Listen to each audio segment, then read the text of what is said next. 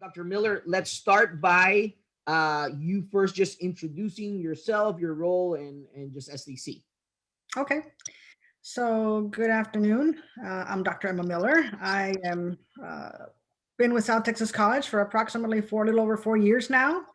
Hard to believe, but and it's been great, particularly working with CBE programs. I'm currently serving as program chair for the Bachelor of Applied Science and Organizational Leadership program. I have also had the opportunity to oversee the bachelor programs as an assistant dean. And so that's given me the opportunity to kind of also be part of all of the other programs to make sure that there's quality in our CBE programs.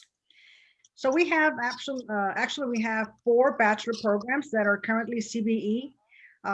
We also have an associate's that has come online that is also CBE, as well as 4 new certificates, because the goal is for our students to be able to have stackable credentials, starting from certificate, moving on to associates, and then their bachelor's degree, all competency based.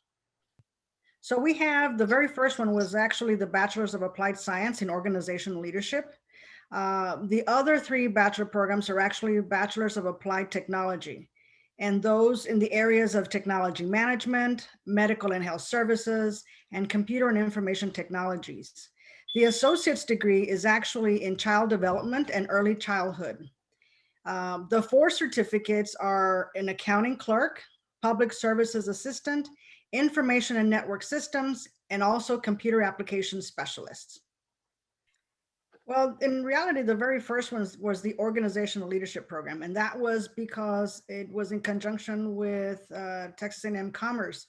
It was a project that was put together, and they collaborated on it, and so that began the ball rolling into getting the other bachelor programs transitioned into CBE because they saw the way that the program was helping students get accelerated through their program and graduate.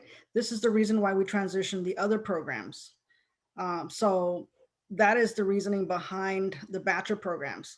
The associate is because, again, they saw the benefits of CBE, and now they collaborate. We have collaborated with the University of Texas, Rio Grande Valley, who also has a child development and early childhood program, bachelor program. So this particular group is now going to transition to CBE as they move on to UTRGV. The certificates, because they're tracks to the other bachelor programs. And so that's why we actually put these together and transition them to CBE. Again, the whole point is to move from certificate to associate to bachelor's. So all of our CBE programs are 7 weeks, 100% online, and they are $850 per 7-week term. So basically, when you look at a traditional term, it's 16 weeks. We've basically created 2 7-week terms instead of one 16-week term. And the reason why we do this is because, as you know, today's environment, students they don't want to sit for 16 weeks when they can get in and get out and get that job that they're looking for to improve their lives. And so this is how we've structured our programs. We do use open education resources so that students don't have to pay for books, because as you know, that is a part of education that is very costly. So we have worked with our programs to ensure, for the most part, that they're all OER. Those that are still pending some books, they're working very fast to try to get those switched over to OER. And in terms of CBE, the beauty is that the student can actually accelerate. They can fast track their degrees. And so because of that, they are actually, as they finish their courses early on in that 7-week term, they can add on additional courses up through the 4th week of the term. We do PLA, but it's a little fuzzy still. For example, if you are a Border Patrol agent who has taken some courses or some certificates in the Border Patrol, they will hold those in escrow basically and give you credit towards your bachelor's programs. And so those students are coming into the leadership program because that's the one that has the most flexibility to bring in PLA.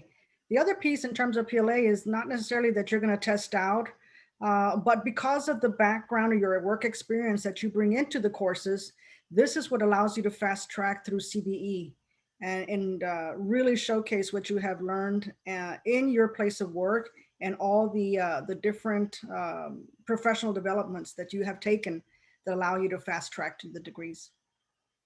So the bachelor programs have been around since 2004, but the leadership program, the organizational leadership program, has actually been around since 2014.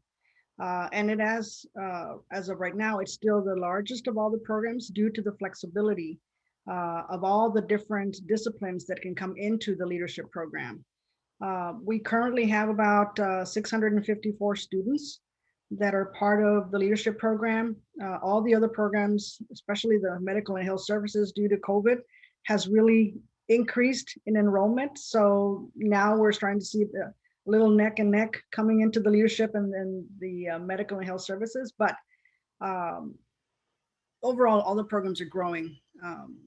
And in terms of graduates, we've got over 700 students in just the BASL program, which is the leadership program, but over 1,200 students in between all the bachelor programs.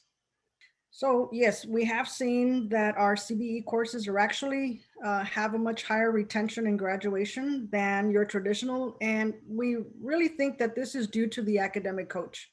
The academic coach is a big part of our CBE programs. And because the student, when they come in, that academic coach works with the student from the moment they enter the program to the day that they graduate.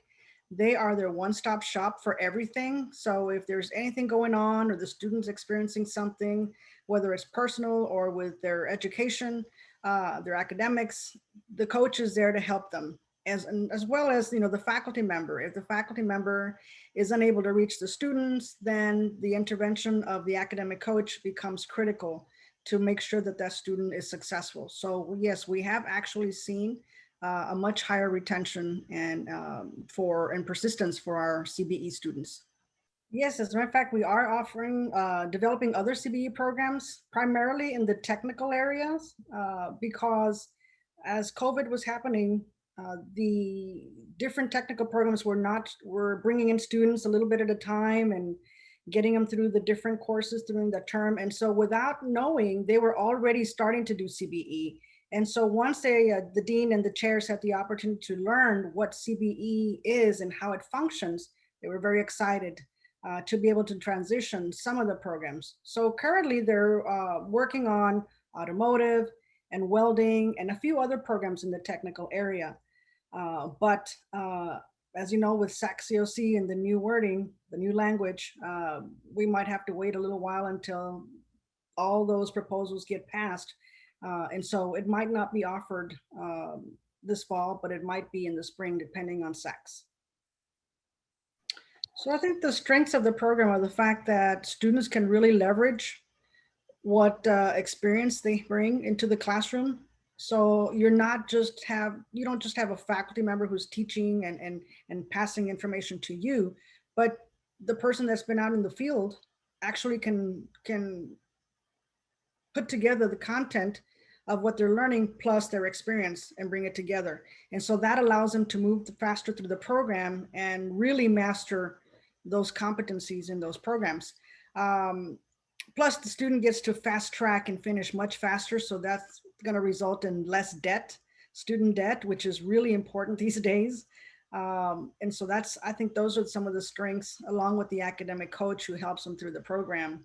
And because faculty, even though they think that CBE is just you're on your own, that's not true. The faculty are extremely engaged, even more so than a traditional online course. So those I think are the strengths of the programs. The weaknesses, perhaps I would have to say, is that we have too many students for one academic coach. That I think needs to be changed so that you have better customer service, more time with the students, and so that they can get the proper time with advising and alerts and things like that when students start deviating from the success of their program. So that I think is the biggest weakness. The other piece I would say is that some of the disciplines, they don't really have access to OER in terms of books. So it makes it very difficult to transition. So for example, physical science, for a long time now, I've been asking them to use OER for their lab manuals, and they can't seem to find something that the faculty deemed to be quality without them having to put something together. And so the student still has to pay for that, even though it's supposed to be included in the course. And so that, I think, we find in other disciplines, whether it's the core, the lower level, or even the upper levels. I think there you have limited books that are not OER yet, that makes it challenging in a CBE environment.